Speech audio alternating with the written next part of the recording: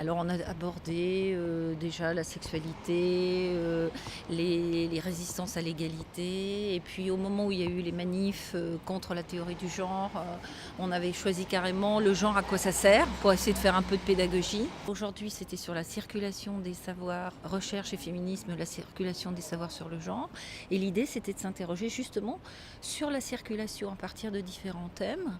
Les thèmes, étaient donc, les violences sexistes et l'immigration.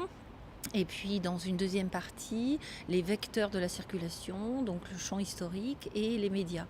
Donc à chaque fois, la question c'était, à partir d'une expérience précise, soit de recherche, soit de terrain, soit professionnel, à quel moment on a pu être un acteur ou un vecteur d'une circulation des savoirs, quel que soit le statut de la personne qui a produit ou fait circuler ces savoirs. C'est-à-dire qu'on n'a pas voulu hiérarchiser, surtout pas hiérarchiser entre les différents types de production de savoir et justement mettre en commun des expériences sur la façon dont on met en circulation ces savoirs. Donc ça peut être des expositions, des livres, des débats, ça peut être aussi des recherches scientifiques, les obstacles et puis aussi réfléchir un peu à finalement, parce que l'expérience de l'Institut Émilie du Châtelet, c'est beaucoup la circulation justement des savoirs. La question qu'on peut se poser aujourd'hui, c'est est-ce qu'il ne faut pas inventer d'autres outils pour accompagner cette diffusion, dans la mesure où aujourd'hui on assiste à une abondance de matériaux